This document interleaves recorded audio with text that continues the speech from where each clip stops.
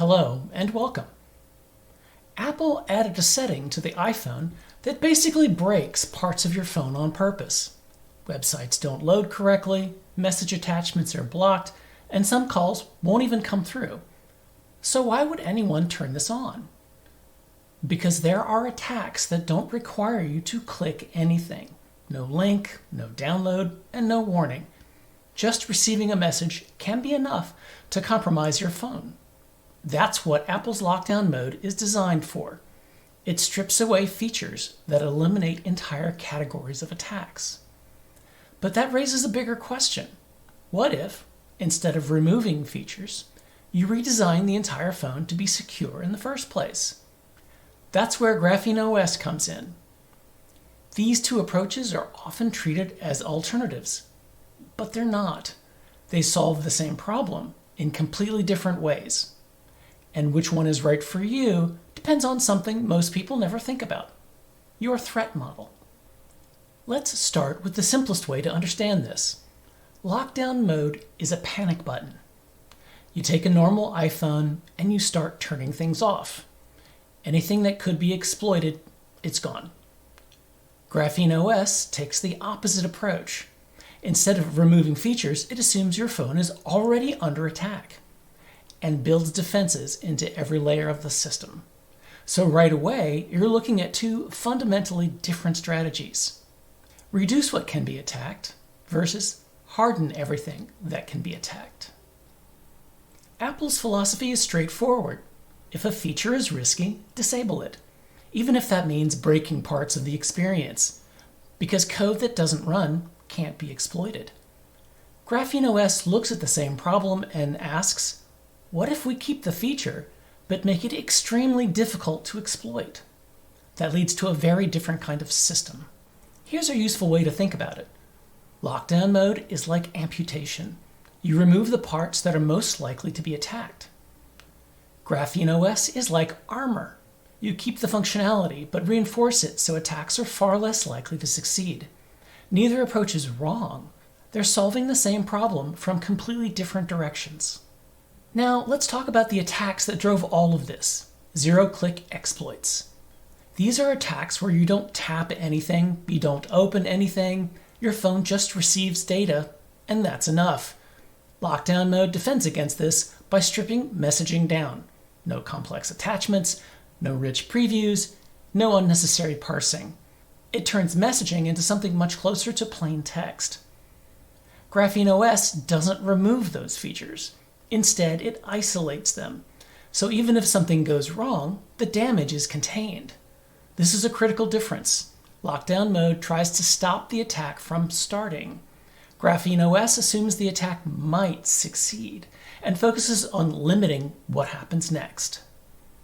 Now think about the web browser.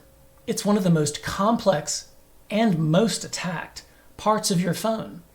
In lockdown mode, Apple restricts Safari, which is built on Webkit. Advanced features get disabled, custom fonts might not load, and some websites just break. That's intentional. The idea is simple: make the web less powerful so it's harder to exploit. GrapheneOS goes the other direction. It keeps a full-featured browser and adds layers of protection behind the scenes.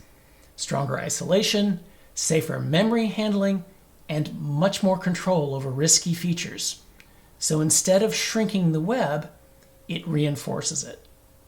Now let's zoom out to apps in general, because everything you do on your phone runs through an app.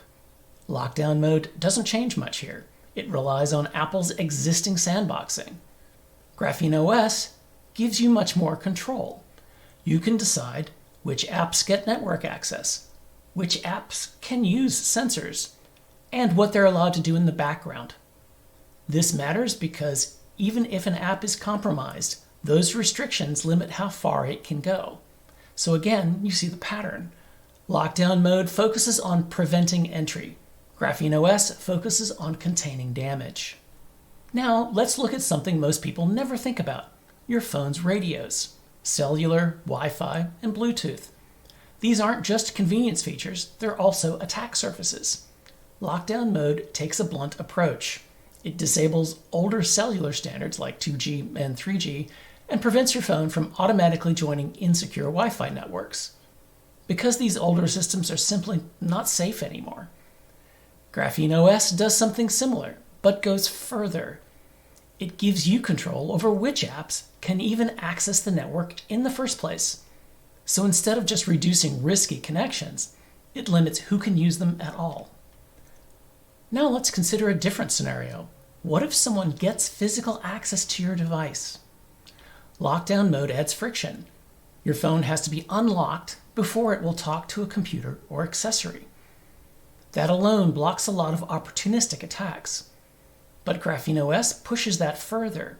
It includes protections like automatic reboots after a set period, stronger data protections at rest, and more resistance to forensic extraction tools.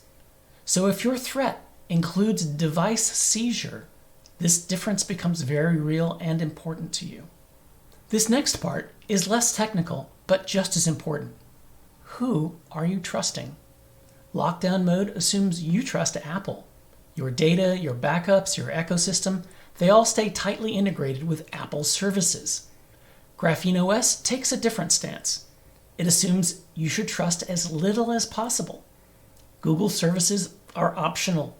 Cloud services are optional. You decide who and what to trust, and who and what to leave out entirely. This isn't just a technical difference, it's a practical one. Now let's talk about the trade-offs, because both of these approaches come with real costs. Lockdown mode is easy to turn on. It works on the iPhone you already have.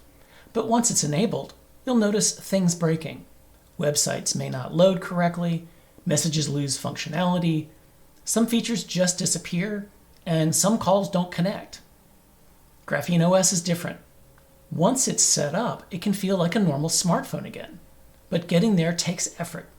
You may need a new device, you'll spend time configuring it, and you'll need to learn how it works. So the trade-off looks like this.